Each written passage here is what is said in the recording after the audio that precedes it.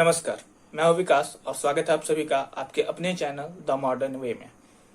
Class 10th का science का हम लोग चैप्टर पढ़ रहे थे। चैप्टर था light, reflection and refraction. 2 parts पढ़ चुके हैं हम लोग इसका। पहले में इंट्रोडक्शन समझे थे हम लोग, लाइट क्या होता है, कैसे पास करता है और कुछ एलिमेंट्री बातें जो जरूरी होती है लाइट के बारे में उनको समझे थे। सेकेंड पार्ट में हमने पूरा रिफ्लेक्शन पढ़ा, लॉज क्या होते हैं, किस तरीके से इमेज फॉर्मेशन होता है, ये सब कुछ पढ़ा हमने सेकंड पार्ट में। डिस्क्रिप्शन में आपको लिंक मिल जाएगा दोनों पार्ट्स का, वीडियो दोनों जाके देख लें अगर कोई भी आपको डाउट हो रहा है लाइट चैप्टर को समझने में। अभी मैं थर्ड पार्ट लेके आ रहा हूं, लाइट चैप्टर का थर्ड और फाइनल पार्ट। इसमें हम लोग पढ़ेंगे रिफ्रैक्शन ऑफ लाइट, लाइट का रिफ्रैक्शन। इसी में हम लोग समझेंगे लेंस के थ्रू लाइट कैसे पास करता है, यानी कि रिफ्रैक्शन लेंस के थ्रू कैसे होता है, और लेंस फॉर्मूला भी हम लोग इसी पार्ट में पढ़ने वाले हैं। तो चलिए स्टार्ट करते हैं हम लोग इस वीडियो को। वीडियो अच्छी लगे तो लाइक जरूर कीजिएगा और साथ ही साथ चैनल को सब्सक्राइब भी कर दीजिएगा।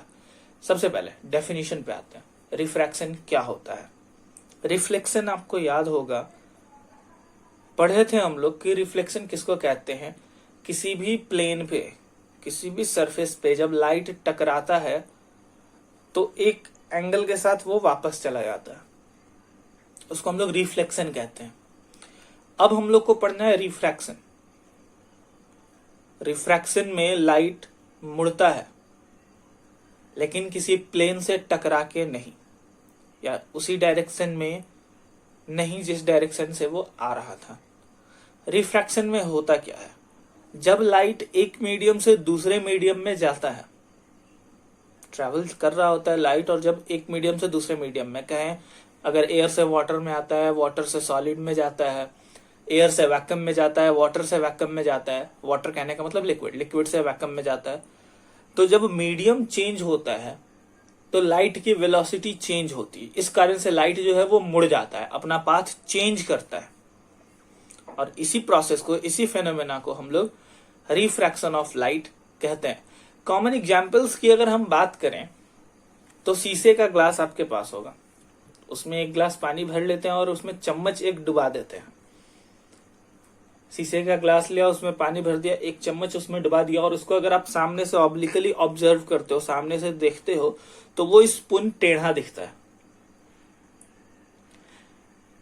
हम सभी जानते हैं कि वो स्पून पानी में डालने की वजह से टेढ़ा हुआ नहीं रहता है, बस दिखता है हमें। और ये इसलिए होता है क्योंकि लाइट जब इंटर कर रहा होता है एयर वाटर इंटरफेस पे, जहां से वो स्पून टेढ़ा दिखता है या टूटा हुआ दिखता है, वहां पे रिफ्रैक्शन होता है लाइट का, और उसके कारण हमारी आईज को वो स्पून टूटा हुआ या मुड़ा हुआ दिखता है। लेकिन एक्चुअली में ऐसा होता नहीं है। स्विमिंग पूल्स को आपने देखा होगा, स्विमिंग पूल को अगर ऊपर से देखा जाए तो उसकी गहराई बहुत ही कम लगती है, और ऐसा होना हमारी आंखों का धोखा होता है। ऐसा नहीं होता कि स्विमिंग पूल की गहराई कम हो जाती है, और ऐसा ये धोखा होता क्यों है, रिफ्रैक्शन ऑफ लाइट की वजह से। लाइट एयर से वाटर में इंटर कर रहा होता है तो रिफ्रैक्ट कर जाता है, मुड़ जाता है, और इस कारण से हमें वो शैलोवर दिखता है, कम पानी दिखता है हमें स्विमिंग पूल में, लेकिन ऐसा होता नहीं। चलिए आगे पढ़ते हैं हम लोग। वो मीडियम जिससे लाइट ट्रेवल करता है उसे हम लोग ऑप्टिकल मीडियम कहते हैं। ये तो हम सभी जानते हैं कि लाइट को ट्रैवल करने के लिए किसी मीडियम की जरूरत नहीं होती है, लेकिन जिस मीडियम से लाइट ट्रैवल कर रहा होता है उस मीडियम को ऑप्टिकल मीडियम कहा जाता है। अलग अलग ऑप्टिकल मीडियम्स की अपनी अपनी ऑप्टिकल डेंसिटी होती है, अलग अलग ऑप्टिकल डेंसिटी होती है, और इस कारण से लाइट की वेलोसिटी चेंज करती है। लाइट जब एक मीडियम से दूसरे मीडियम में इंटर करता है तो उसकी डेंसिटी अलग होने की वजह से लाइट की स्पीड जो है, उसकी वेलोसिटी जो है वो चेंज कर जाती है। अब बात करते हैं कि चेंज करता है तो कैसे, बढ़ता है या घटता है। समझिए 2 पॉइंट्स है। लाइट की वेलोसिटी घट जाती है अगर लाइट रेयरर मीडियम से डेंसर मीडियम में चला जाता है। कहने का मतलब किसी वैसे ऑप्टिकल डेंसिटी से जिसकी डेंसिटी कम है, उससे अगर वो दूसरी ऑप्टिकल डेंसिटी वाले मीडियम में चला जाता है जिसकी ऑप्टिकल डेंसिटी ज्यादा है, तो लाइट की वेलोसिटी घट जाती है। जिस ऑप्टिकल मीडियम की डेंसिटी कम होती है उसको हम लोग रेयरर मीडियम कहते हैं, और जिस ऑप्टिकल मीडियम की डेंसिटी ज्यादा होती है उसको हम लोग डेंसर मीडियम कहते हैं। रेयरर मीडियम से डेंसर मीडियम में अगर लाइट इंटर करेगा तो उसकी वेलोसिटी घट जाएगी। ठीक इसका उल्टा, अगर डेंसर मीडियम से रेयरर मीडियम में लाइट जाता है तो उसकी वेलोसिटी बढ़ जाती है। ये दो पॉइंट्स है जिनसे हम समझते हैं कि लाइट की वेलोसिटी कब बढ़ती है और कब घटती है। अब ध्यान दीजिए, इमेज आपके स्क्रीन पे दिखेगा,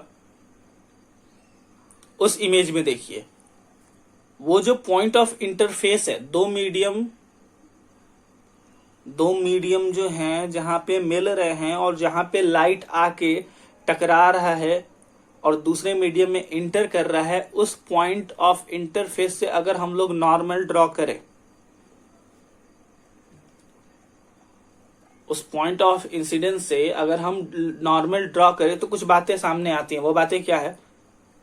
लाइट रेयरर मीडियम से डेंसर मीडियम की तरफ जब आता है तो वो नॉर्मल की तरफ मुड़ जाता है। इमेज देखिए स्क्रीन पे आपके, उससे आपको क्लियरली समझ में आएगा। लाइट जब रेयरर मीडियम से डेंसर मीडियम की तरफ आता है तो जितनी दूरी उसको रखनी चाहिए थी डेंसर नॉर्मल रे से, उतनी दूरी नहीं रखता है, वो नॉर्मल के नजदीक आ जाता है। और ठीक इसका उल्टा होता है, जब लाइट डेंसर मीडियम से रेयरर मीडियम जाता है, जितनी दूरी उसको नॉर्मल से रखनी चाहिए थी उतनी नहीं रखता, उससे ज्यादा रख लेता है, नॉर्मल से दूर चला जाता है। सिंपली याद कर सकते हैं आप, rare to denser bends toward the normal. Rare से डेंस की तरफ जाएगा, नॉर्मल की तरफ लाइट मुड़ जाता है। रिफ्रैक्शन ऑफ लाइट के कुछ सिंपल इफेक्ट्स हमें हमारे कॉमन लाइफ में देखने को मिलते हैं। एग्जांपल्स में जैसे मैंने इस पूल के बारे में बताया, स्विमिंग पूल के बारे में बताया, ऐसे ही और भी बहुत सारे एग्जांपल्स है जो हमें देखने को मिलते हैं। जैसे कि स्टिक हो, अभी मैंने स्पून की बात की, अभी मैं नॉर्मली एक स्टिक की बात करता हूँ, एक छोटी सी टहनी या लकड़ी की बात करता हूँ। उसको आप पानी में डुबा देते हो, ऑब्लिकली देखते हो उसको, सामने से जब देखते हो उसको तो वो मुड़ा हुआ या टूटा हुआ दिखता है। बिल्कुल ये रिफ्लेक्शन की वजह से ही हो रहा होता है। कोई भी बीकर ले लीजिए, खास करके वैसे जिनमें रिफ्रैक्शन अच्छे से हो पाता है, जिनके सरफेसेज स्मूथ हो, उस बीकर में अगर हम लोग पानी भर दे देते हैं, जैसे शीशे का ग्लास ही ले लें आप, उसमें पानी भर के ऊपर की तरफ से जब आप देखते हो तो ये गौर आपने जरूर किया होगा कि ऐसा लगता है जैसे पानी बहुत ही कम है। जो बॉटम पॉइंट होता है, जो बॉटम होता है बीकर का, वो उठा हुआ दिखता है, ऐसा लगता है वो ज्यादा ऊपर तक है। तो ये जो भी होता है ये रिफ्रैक्शन के कारण ही होता है। रिफ्लेक्शन ऑफ लाइट आपने पढ़ा है, लॉज भी पढ़े आपने, 2 लॉ पढ़ा था हमने। रिफ्रैक्शन ऑफ लाइट में भी हमें 2 ही लॉ पढ़ने हैं। सबसे पहला लॉ लगभग सेम है, द इंसिडेंट रे, रिफ्रैक्टेड रे and the normal all lie in the same plane at a point of incidence on the interference of 2 different medium। जो 2 अलग मीडियम होते हैं उनका जो पॉइंट ऑफ इंटरफेरेंस होता है, वहां पे जो पॉइंट ऑफ इंसिडेंस होता है नॉर्मल होता है, और रिफ्रैक्टेड रे का जो पॉइंट होता है वो ठीक एक ही प्लेन के एक ही पॉइंट पे होता है। और वो कहाँ होता है? 2 मीडियम के इंटरफेस पे, जहां 2 मीडियम मिल रहे होते हैं वहां पे होता है। ये सबसे पहला लॉ है रिफ्रैक्शन का। दूसरा लॉ आपकी स्क्रीन पे दिख रहा है, the ratio of sine of angle of incidence to the ratio of sine of angle of refraction. Sine of angle of incidence और sine of angle of refraction. Sine मतलब क्या? जो इंसिडेंस एंगल बनेगा और जो रिफ्रैक्टेड एंगल बनेगा, angle of incidence और angle of refraction जो बनेगा, उसका साइन में वैल्यू, मैथ्स में sine theta, cos theta, tan theta आपने पढ़ा होगा, उसमें जो साइन थीटा का वैल्यू आता है वो वैल्यू हमेशा कांस्टेंट होता है। Sine i by sine r हमेशा कांस्टेंट होता है। ये जो कांस्टेंट वैल्यू है इसको हम लोग रिफ्रैक्टिव इंडेक्स कहते हैं और इसको डिनोट करते हैं म्यू। स्क्रीन पे दिख रहा होगा आपको, μ/1 लिखा हुआ है।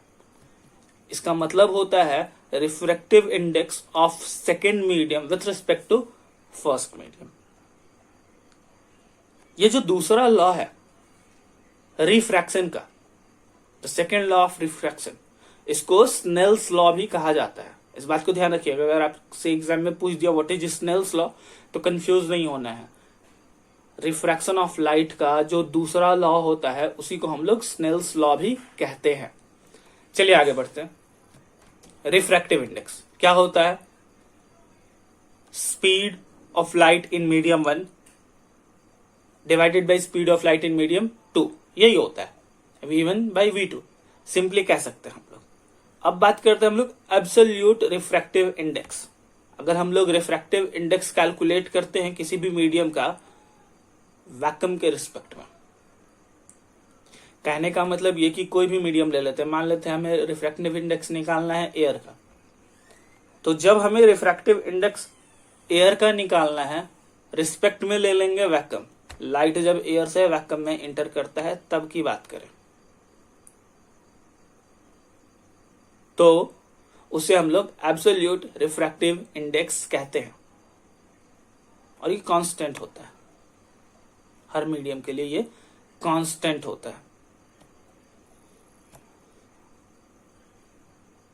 वैसा मीडियम जिसका रिफ्रैक्टिव इंडेक्स ज्यादा होता है वो ऑप्टिकली डेंसर मीडियम कहलाता है, और वैसा मीडियम जिसका रिफ्रैक्टिव इंडेक्स कम होता है वो ऑप्टिकली रेयरर मीडियम कहलाता है। दो बातें हैं, अगर रिफ्रैक्टिव इंडेक्स ज्यादा तो वो ऑप्टिकली डेंसर मीडियम कहलाएगा, दूसरी बात अगर रिफ्रैक्टिव इंडेक्स कम तो वो ऑप्टिकली रेयरर मीडियम कहलाएगा। इस बात को ध्यान में रखेंगे। आपके पास जो भी बुक होगी, जिस भी बुक को आप फॉलो करते होंगे, वहां पे अलग अलग चार्ट दिया गया होगा, डेटा दिया गया होगा अलग अलग मीडियम्स में लाइट के रिफ्रैक्टिव इंडेक्स के बारे में। वैसे जब भी आपको न्यूमेरिकल प्रॉब्लम्स दिए जाते हैं तो वहां पे रिफ्रैक्टिव इंडेक्स मेंशन किया गया होता है, तो इसके लिए आपको डरने की कोई आवश्यकता नहीं है, या फिर रटने की, मगअप करने की भी कोई जरूरत नहीं है। कुछ कॉमन रिफ्रैक्टिव इंडेक्सेस को आप याद रखेंगे, बाकी न्यूमेरिकल क्वेश्चंस, न्यूमेरिकल प्रॉब्लम्स आपको मिलेंगे तो उनके साथ साथ रिफ्रैक्टिव इंडेक्स भी दिया गया रहता है। चलिए, एक रिफ्रैक्शन पढ़ना है ग्लास स्लैब के थ्रू। आपको नोट्स पे नहीं दिख रहा होगा वो, मैं आपको बता देता हूं।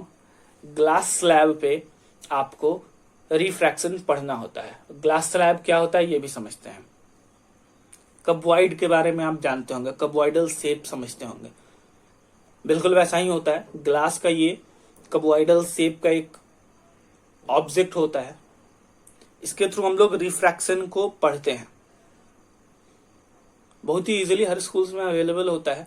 एक्सपेरिमेंट टीचर्स आपके करा के दिखा सकते हैं, नहीं तो वीडियो इसकी मैं आपको दे दूंगा बकायदा एक्सपेरिमेंट करते हुए। अभी तो लॉकडाउन है हमारी पूरी कंट्री में, तो जो भी अपैरेटस हैं वो दूसरी जगह पे हैं, इसलिए मैं उसका वीडियो आपको नहीं दे पा रहा हूँ। कुछ वक्त बाद मैं इसका वीडियो आपको डाल दूंगा, बिल्कुल एक्सपेरिमेंट करते हुए कैसे रिफ्रैक्शन होता है ग्लास स्लैब से। तब तक आप ये समझ लीजिए कि वो जो कबॉइडल ऑब्जेक्ट होता है जिसको हम लोग ग्लास स्लैब कहते हैं, जब लाइट पास करता है इससे तो बेंट कर जाता है। दो बार बेंट करता है। पहला तब जब वो एयर से ग्लास में इंटर कर रहा होता है, दूसरा तब जब वो ग्लास से एयर की तरफ जा रहा होता है। तो मैं कहूं तो एक इस तरीके का लाइट का स्ट्रक्चर देखने को मिलता है। रिफ्रैक्शन होता है जब जनरली लाइट सीधे ट्रैवल करती है, अगर ऐसे फॉल कर रही है तो ऐसे आना चाहिए, लेकिन ग्लास स्लैब का जो रिफ्रैक्शन होता है वो इस तरीके से करवा देता है। इस चीज को हम लोग देखेंगे, एक अलग से एक्सपेरिमेंट करता हुआ वीडियो मैं आपको दे दूंगा।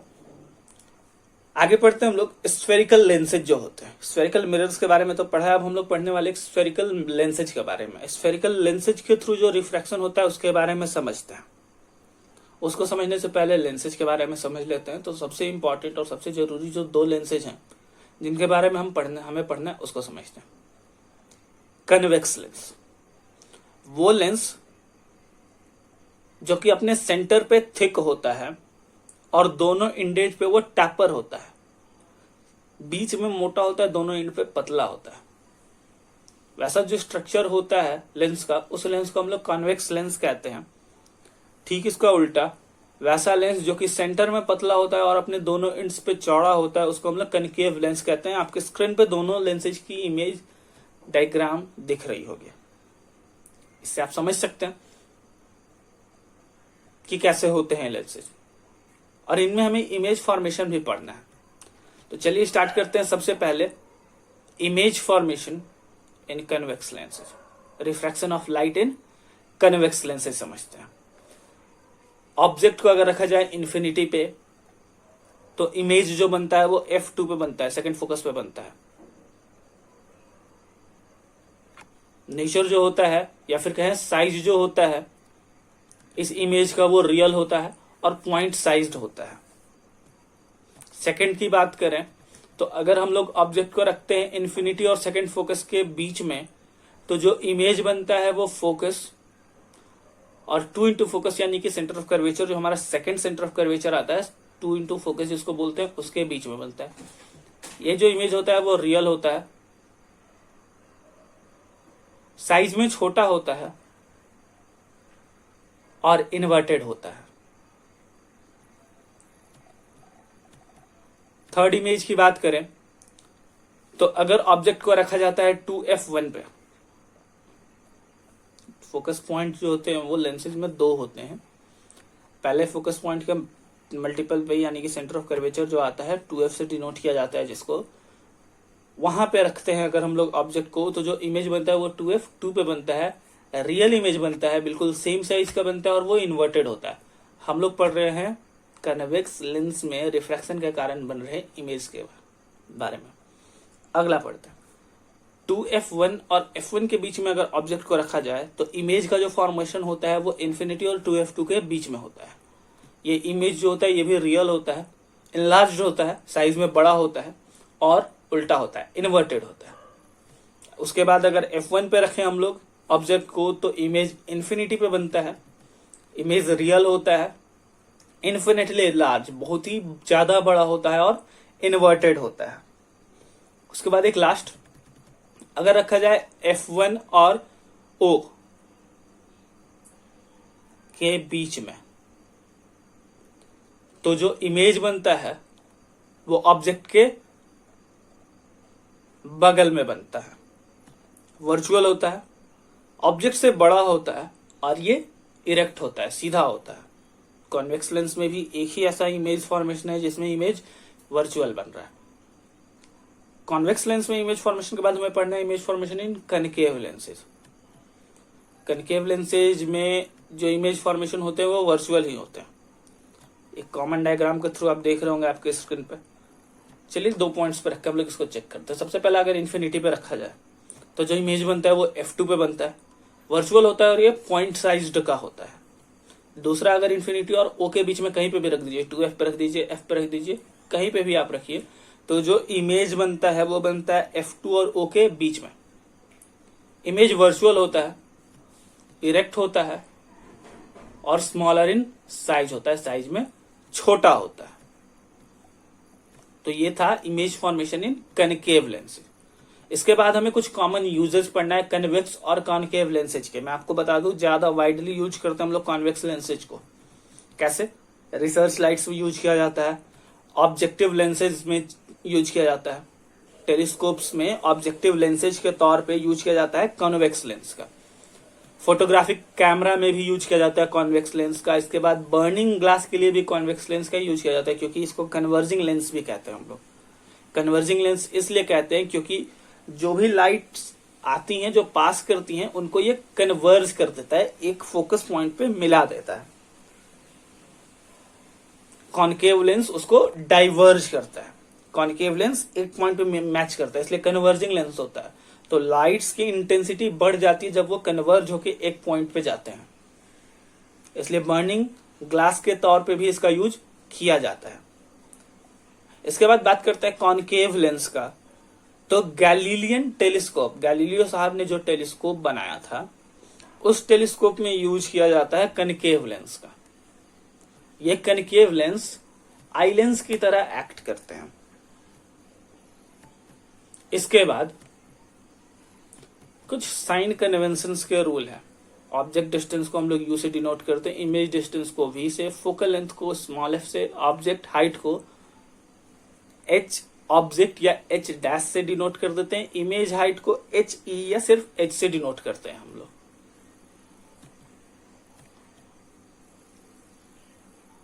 इसके बाद बात करें हमें फॉर्मूला पढ़ना होता है लेंस फॉर्मूला। लेंस फॉर्मूला क्या कहता है? मिरर फॉर्मूला आपने पढ़ा था 1/f is equal to 1/v plus 1/u। Lens formula कहता है 1/v minus 1/u is equal to 1/f। जी हाँ, लेंस फॉर्मूला पढ़ना है हमें। वीडियो के लास्ट पे हैं हम लोग, चैप्टर के भी लास्ट पे हैं। इसमें हमें पढ़ना है लेंस फॉर्मूला। लेंस फॉर्मूला होता है 1/v is minus 1/u is equal to 1/f। इसके बाद मैग्निफिकेशन आता है, बिल्कुल सेम जैसे मिरर का होता है वैसे ही इसका भी है मैग्निफिकेशन। बिल्कुल सेम फॉर्मूला, बिल्कुल सेम। डिनोट करते हैं m से, size of image by size of object, h dash by h। ये मैग्निफिकेशन का फॉर्मूला है, लेकिन दो केसेस और हैं। पहला, convex lens, magnification convex lens में जबकि इमेज बन रहा है रियल, तब क्या होता है? तब फॉर्मूला होता है m is equal to minus h dash by h, जो कि इक्वल होता है plus v by minus u के। और दूसरा केस, जब मैग्निफिकेशन हो रहा होता है कॉन्वेक्स और या कनकेव लेंस में, जब इमेज वर्चुअल होता है, ऑब्जेक्ट का साइज अगर हम h डैश मानते हैं तब की बात करते हैं हम लोग। यहां जो फॉर्मूला होता है वो होता है m is equal to h dash by h, दोनों प्लस में होता है, plus h dash by plus h is equal to minus v by minus u. Minus से माइनस कैंसिल हो जाता है, प्लस से प्लस कैंसिल हो जाता है, और फाइनली फॉर्मूला जो बचता है वो बचता है h dash by h is equal to v by u. तो स्टूडेंट्स, लाइट में इतना ही पढ़ना था हमें। हाँ, लेकिन लाइट चैप्टर को अच्छे से समझने के लिए इसके न्यूमेरिकल प्रॉब्लम्स पे प्रैक्टिस जरूर करें, ताकि जो भी साइन कन्वेंशन है वो क्लियर हो जाए। साथ ही साथ रे डायग्राम्स को बड़े ध्यान से बनाइएगा, क्योंकि इसमें भी बहुत ही ज्यादा कंफ्यूजन होता है स्टूडेंट्स को। फिर मिलेंगे हम लोग साइंस के अगले चैप्टर के साथ, अगली वीडियो के साथ। तब तक के लिए धन्यवाद।